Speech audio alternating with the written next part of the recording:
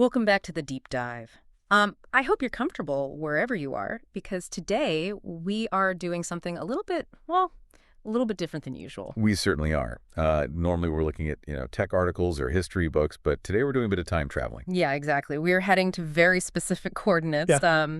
Elmira, New York. Right. The date is July 26th, 1967. It's a Wednesday night. And it's hot, it's humid, because, let's be honest, it is literally always humid in upstate New York in July. Oh, absolutely. And we are walking into this dimly lit living room to sit in on a conversation that, by all conventional logic, just shouldn't be happening at all. It's a setting that sounds so completely mundane, right? Just a Right. living room on a Wednesday. Yeah. But the implications of what actually happens in that room are, they're staggering. Yeah, they really are. So for you listening, we're looking at session 355 of the Seth material. Specifically, this is found in the early sessions, book 8. And I just have to say, reading through the transcript of this session, the vibe is just, it's relaxed, it's slightly spooky, but it's also surprisingly funny. It really is. Yeah. Because, often when people hear the phrase channeled material or metaphysical philosophy, they immediately picture thunder from the mountaintop. Right, like glowing orbs and chanting. Exactly. They expect all this doom and gloom, archaic language, lots of thou shalt. Very serious, very heavy stuff. Precisely. But what we find in session 355 is a personality, Seth, who is cracking jokes, getting genuinely annoyed with 1960s technology, and giving some very stern, almost practical career advice to a teenager. It's basically like a high school guidance counselor session, except the guidance counselor is a disembodied entity speaking through a woman in a deep trance. That is a surprisingly accurate way to describe it. So our mission today is to unpack this specific Wednesday night. We're going to look at what happens when a spirit guide has to deal with a clunky tape recorder, how he handles a heckling Jesuit priest, and yes, you heard that right, a priest, and the really deep philosophical point he makes about halfway measures.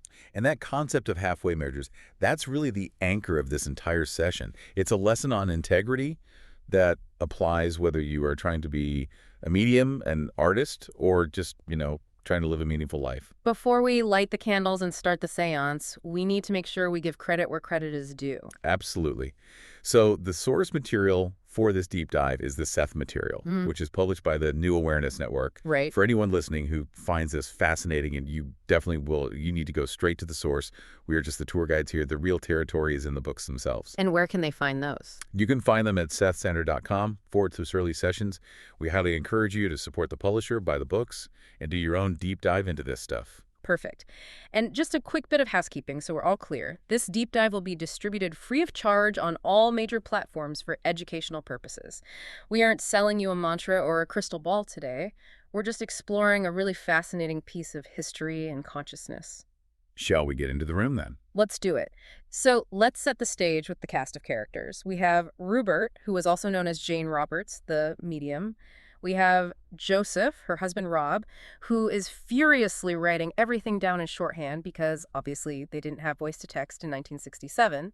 And tonight, the room is a bit more crowded than it usually is. They have guests. They do. They have Bill and Peggy Gallagher. And Bill is, well, he's a character we really need to talk about. Bill's a Jesuit priest. Which just immediately adds this whole layer of tension and intrigue. You have a trance medium and a Catholic priest hanging out on a Wednesday night. It sounds like the setup to a joke. It really does, but their dynamic is so fascinating. It's not hostile exactly, but it is very spirited. Pun fully intended. But the real star of this specific session, the person Seth focuses on the most, is a guy named Peter Murtough. He's young, he's from Chula Vista, California, and he's there because he thinks he might be a medium too. Right, he's the apprentice in this scenario. He's the seeker looking for answers. Yeah. So the session starts with a literal ghost in the machine moment. Jane is going into her trance, her eyes are closing, her consciousness is stepping aside, and Seth is coming through. But there's a problem right off the bat. The technology. The tape recorder, exactly. Now, anyone who used audio equipment in the 60s knows it wasn't exactly touchscreen smooth. Jane leans forward to hit record just as she's checking out, and she fumbles it. She can't quite get the switch to engage. And this is where it gets interesting because Seth comes through immediately. He doesn't wait for the recording to start properly. And the very first thing he comments on is his lack of physical equipment. Yeah, he says, and I quote, "I am not equipped to deal physically with your gadgets." Which makes perfect sense. He doesn't have fingers, he doesn't have a body, he is borrowing Jane's vocal cords. But he's clearly annoyed by the clumsiness of the recording device. But then he drops this line that gave me a genuine little chill. He says, "But it was left to me to flip the switch." That is the spooky part right there. Right, because he's saying Jane was gone. Her consciousness was out of the driver's seat. I'm the one who had to physically manipulate the button to get the tape rolling. It implies a level of motor control, or perhaps even a localized telekinetic influence, that goes way beyond just speaking through someone. He recognized the necessity of the machine, even if he disdains the gadgetry, and he ensured it was actually working. It shows a real presence of mind. He knows why he wants this recorded. He knows the rules of the session and respects the process. Exactly. Yeah. He's not just floating in the ether ignoring the physical world. He's interacting with it, even if he finds it clumsy. It sets the tone perfectly for the night. This is real, it's happening in a physical space, and the entity is fully in control of the room. And once that tape is rolling, he turns his attention to the room itself. He welcomes Peter, calling him the young gentleman friend, and then he turns his sights on Bill the Jesuit. This exchange is just hilarious. I think it completely breaks the stereotype of the solemn Holy Spirit guide. Apparently, the previous week, Jane had woken up Bill and Peggy in the middle of the night, around 3 a.m. And Seth decides to take credit for that, or at least he threatens a repeat performance. He says, "I have a fine joke for the Jesuit. My friend Ruburt, that's Jane, has asked me to awaken you some morning at approximately 3 a.m. It's a threat, just a playful threat from a ghost. I'm going to wake you up at 3 a.m. And listen to Bill's response. He doesn't get scared. He doesn't start splashing holy water around the living room. He plays along. He says, "I await with pleasure, my dear Seth." My dear Seth. The respect there is so interesting. They are engaging as intellectual equals. It's banter. It's witty banter between a Catholic priest and a disembodied spirit. It is, and Seth parries right back. He says, "I shall expect you then, dear Jesuit, down on your knees to pray." And Bill, being the sharp intellectual he is, asks the million-dollar question. He says, "On whose behalf?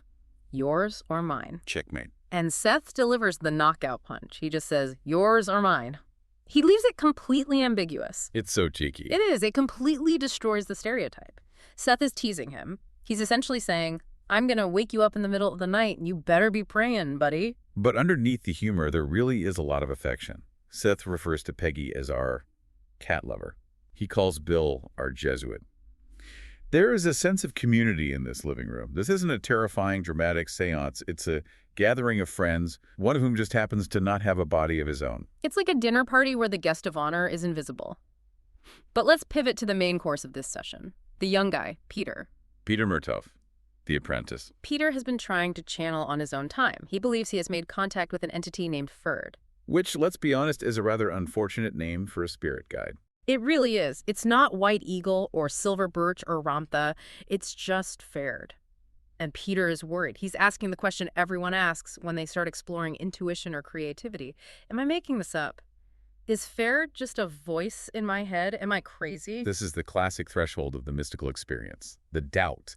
Is this me or is this something else? So Seth addresses this head on. He tells Peter, "I did not tell you that Ferd was a figment of your imagination, for he is not. I did not tell you that Ferd was merely a fabrication of the subconscious, for he is not." That is a massive validation.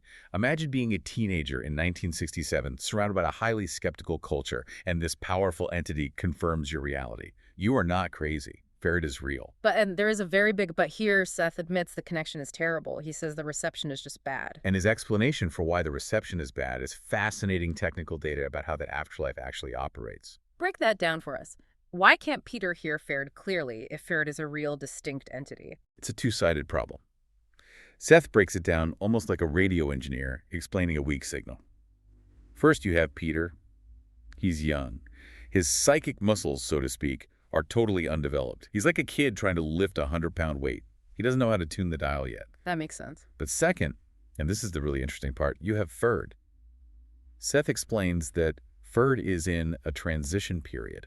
What does that mean exactly in this context? That means Ferd has recently died. He has left our physical system, but he hasn't fully learned how to operate in the new non-physical system yet. So Ferd is basically a ghost rookie. Exactly. Ferd is trying to figure out how to work the metaphysical radio on his end, and Peter is trying to figure out how to tune in on his end. And because they're both novices, The signal is just full of static.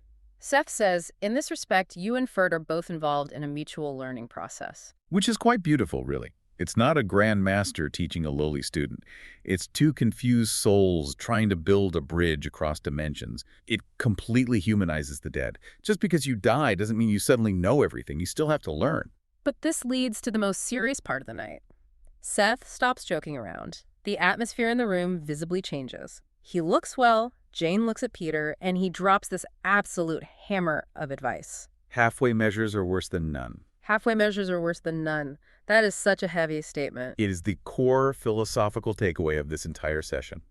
Seth tells Peter that if he wants to do this, if he wants to be a medium, if he wants to explore the depths of consciousness, he absolutely cannot dabble. He says there must be a sense of almost severe integrity on your part at all times. Severe integrity. Not just basic honesty, but severe integrity. Why is he so strict about this? Usually the Seth material is all about, you create your own reality, have fun, be spontaneous, play with your existence. Why take the hard line here? Because the systems they are dealing with are incredibly delicate.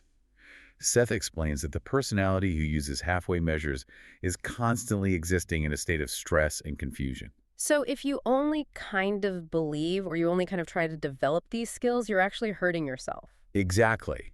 Think of it like learning a really complex instrument, like the violin. If you only practice once a month and you don't take it seriously, you don't just fail to learn the violin. You create a terrible scratching noise that frustrates you and everyone around you. You exist in a state of perpetual failure. You are neither a violinist nor a non-violinist. You are stuck in the friction of the middle. Right, and that friction is what causes the stress. And in the realm of the psyche, that middle ground is a place of intense distortion. If Peter isn't disciplined, he won't get clear messages from Ferd or anyone else. He'll get half-truths. And Seth says explicitly, some half-truths are as dangerous as lies. That gave me chills when I read it. Some half-truths are as dangerous as lies. Because you believe them. If you get a psychic message that is 50% accurate and 50% your own subconscious garbage, but you treat the whole thing as divine wisdom, you can ruin your life. You can misguide other people. You can completely delude yourself. So Seth is essentially telling Peter, treat this like a vocation. Treat it like a serious job. Yes. He says it requires steady application, patience, and devotion. It's the difference between a casual hobbyist and a dedicated professional. If Peter wants to open that door to other dimensions, he has to be willing to walk all the way through it. It's interesting, though, that he firmly puts the choice in Peter's hands. He says, I tell you this because you're young and must make your own decision. He completely respects Peter's free will. He's not commanding him to become a medium. He's warning him, don't do it halfway. Either commit to the severe discipline or walk away entirely. Both choices are fine, but the middle ground is a trap. I think that advice applies to so many things. Not just channeling spirits, relationships, careers, creative projects. How many of us listening right now are stressed out because we are halfway in a relationship or halfway writing a novel? Absolutely. The halfway measure is the enemy of fulfillment. It leaves you in that constant state of stress Seth mentions. The stress comes from the indecision, from the lack of integrity in the action itself. So after this rather heavy lecture, Seth decides to give Peter a gift. He decides to open up the Akashic records, so to speak, and give Peter some concrete data about his past lives. And this is where the session gets very visual and specific. Seth starts describing a past life in Spain. The year is 1571. Specifics are really important here. He sees a female dancer, a town located by a river. He mentions the name Alidona Mesperella. He spells it out phonetically for Rob to write down Alidona. And he mentions a specific church, the Madonna of the White Waters, or in Spanish, Madonna de Blanca Agua. And there's a really interesting detail about the town name having the word West in it. It's fascinating to watch Seth struggle with the translation process here. He's seeing the concept of West, or the Spanish word for it, but he's trying to filter it through Jane's 20th century English vocabulary. He's a non-physical entity trying to use a physical human brain as a typewriter. It really shows the friction of the channeling process. It's not a direct download from a hard drive. It's a live translation. But the real kicker regarding this Spanish life isn't the geography. It's the relationships. Yes. Seth reveals that in this Spanish life, this dancer had 4 children. And 2 of those children are people Peter knows intimately in his current life. And one of them is his mother. Pause on that for a second. In 1571, Peter was the mother, and his current mother was his child. Talk about a major role reversal. It highlights a huge theme in the Seth material, Reincarnation isn't just a linear progression of you getting better and better. It's a complex weaving of relationships. We travel through time in groups. We swap roles. The mother becomes the daughter, the enemy becomes the lover, the brother becomes the father. It makes you look at your family dynamics differently, doesn't it? Like, okay, Mom, I guess I changed your diapers 400 years ago, so I suppose we're even now. It certainly balances the scales of gratitude. It suggests that you can't fully understand any relationship until you've played both sides of it across multiple lifetimes. Seth also mentions another life, a soldier in Poland in the 1200s. And this connects right back to Ferd. Seth says Ferd was a contemporary in that Polish life. They were soldiers together in a Balkan military affair. So the reason Ferd is hanging around Peter now isn't just some random ghost encounter. They are old war buddies. Exactly. They have a deep history. And that bond persists across centuries and dimensions. It explains why Ferd, in his confusion after dying recently, would gravitate toward Peter's energy. He's a familiar beacon in the dark. It's oddly comforting, actually. Even in death, you look for your friends. It suggests that relationships are the fundamental structure of reality itself. We are bound by these deep connections, not by time or space. Now, while Seth is flowing with all this history, he's describing the Spanish dancer, the Polish soldier, the complex family connections. Something happens in the living room. The anatomy of an interruption. The vibe totally shifts. Seth is in a groove. He's operating purely on intuition. He's painting this vivid picture. And then Bill the Jesuit, the trained intellectual, starts passing notes to Rob. Bill wants hard facts. He writes notes asking, what city? What country? Who was the leader of the army? He's literally fact-checking the ghost in real time. He is treating the channeling session like a high school history exam.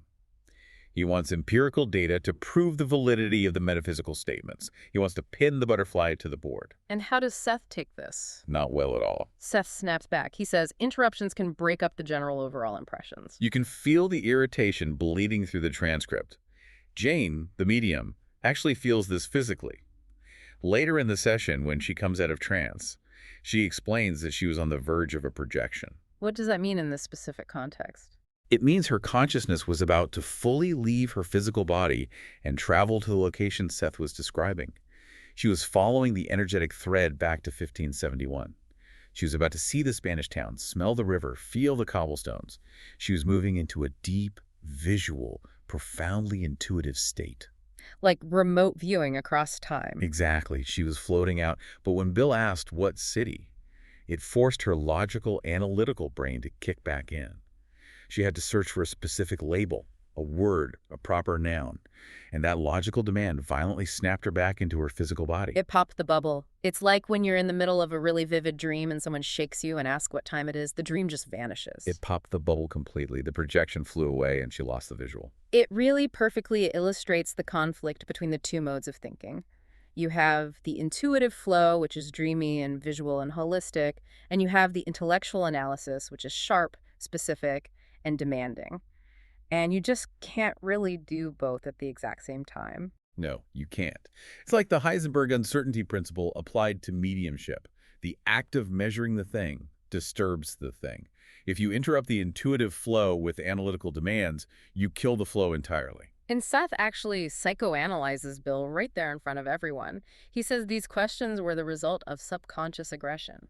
That is a very heavy charge to level at a guest. But looking at the historical context of that night, Bill's father was very ill at the time. He was actually dying in the hospital. So Bill is under immense emotional stress. He's feeling completely helpless. He has no control over life and death in his personal world. So subconsciously, he tries to exert control over the seance. He tries to force the spirit to answer his questions on his terms to regain a sense of power. It's such a deep, compassionate insight. The heckling wasn't really about scientific skepticism at all. It was about grief. Precisely. He was looking for concrete certainty in a world that felt terrifyingly uncertain to him. But even with the interruption, even with the bad reception, Seth decides to drop a truth bomb to prove he actually knows what he's talking about. He decides to give Bill and Peter something they simply can't deny. He suddenly pivots to Australia. He looks at Peter and tells him, "You have a relative in Australia." Now, remember, Peter is a kid from California. This is 1967. There is no internet. There was no Facebook to casually check someone's family tree. Seth starts listing very specific details. He says, large family, connection to the letter J, connection to the date 1936, and strangely, an upside-down umbrella. That last one is so weirdly specific. Yeah. An upside-down umbrella. Seth says he doesn't logically know what it means. Maybe it's a family coat of arms, maybe a painted sign on a shop door. He admits he's just seeing the raw visual symbol. So we have the bold claim, uncle in Australia, the letter J, 1936, an umbrella symbol. Does Peter actually confirm this in the room? He does immediately. Peter reveals he has an Uncle John. There's the J living right now in Canberra, Australia. What about the age? Peter says he's roughly 40 years old. If you do the math, 1967 minus 40 takes you back to the late 20s. But the 1936 date was given by Seth as a connection point. Maybe a migration date, maybe a significant life event for the family. But the core hit, Uncle John in Canberra, is verified on the spot. That is incredibly impressive. Even with the static of Peter's undeveloped abilities, even with Bill's logical interruptions, the signal still got through, loud and clear. It shows that the information is always there, just waiting to be accessed. The Akashic record, or whatever term you prefer to use, contains the data of Uncle John in Canberra just as clearly and permanently as it contains the data of the Spanish dancer from 1571. Before they wrap up the night and turn off the tape recorder, Seth gives Peter one last little nugget of information. He gives him his entity name. Yes. The name of his total multidimensional self. Seth spells it out for Rob. M-I-N-K-E, mink. Mink-fo. I can't help but think of the whale every time I hear it. It definitely has a certain aquatic ring to it. Mm-hmm. But in the Seth cosmology, the entity name is your true name. It's the name of your overarching soul that encompasses all your various reincarnational selves. So the identity of Peter is really just the temporary costume he's wearing in 1967. Mink is the actual actor wearing the costume. Exactly. Mink is the whole complete self that was also the Spanish dancer and the Polish soldier and whoever else he has been or will be. It's a really nice, validating way to end the session. It's like Seth saying, I know who you really are deep down, even if you're just a confused kid sitting in a living room right now. It's a powerful affirmation of identity. It reminds him that he is vastly more than his current earthly confusion. So looking back at this humid Wednesday night in 1967, what do you think are the biggest takeaways for us today? I think there are three main pillars here. First, the reality of the surviving personality. Seth is real. Ferd is real. Physical death isn't the end of the line. It's just a transition to a different operating system. And sometimes it's a confusing transition where you literally have to learn how to work the metaphysical radio all over again. And the second pillar? The inherent conflict between logic and intuition. You simply cannot force a spontaneous spiritual experience into a rigid spreadsheet while it's happening. You have to let the intuitive flow happen, experience it fully, and then analyze it later. If you interrupt the medium with demands for names and dates, you kill the magic instantly. And the third? The danger of halfway measures. That's the one that really sticks with me. It's easily the most practical, grounded advice of the night. Halfway measures are worse than none. If you are going to explore your consciousness, do it with severe integrity. Don't dabble. Don't play parlor games with it. Fully commit. Because if you don't commit, you're just creating a baseline of stress and confusion for your own psyche. Exactly. You are actively denying your own potential and leaving yourself stranded in the middle ground. It's really powerful stuff. And it's amazing that all of this profound philosophy came out of a single session where they also spent time joking about waking up a Catholic priest at 3 in the morning. That is the enduring beauty of the Seth material. It's incredibly profound, but it's also deeply human. It's accessible and warm. So here's my final thought for you, the listener. Seth told Peter that halfway measures in exploring consciousness inevitably cause stress. I want you to look closely at your own life right now. Where are you applying halfway measures? Is it your day job? Is it a relationship? Is it your art? And I want you to ask yourself, is that halfway approach the actual source of your own daily confusion? That is a question definitely worth sitting with for a while. If you want to dive deeper into these concepts, and remember, no halfway measures here, folks go directly to the source. Visit sethcenter.com/airline/Sanctuary Sessions. Buy the books from New Awareness Network. Keep this incredible knowledge alive. It's the best investment you can make in your own understanding of reality. And just a reminder that this deep dive is distributed free of charge for educational purposes. We really hope you learned something new today, or at the very least, found something fascinating to wonder about. Indeed we do. Thanks for hanging out with us in the living room today. Until next time, keep the tape recorder running. And definitely watch out for those 3 a.m. wake-up calls. Bye for now.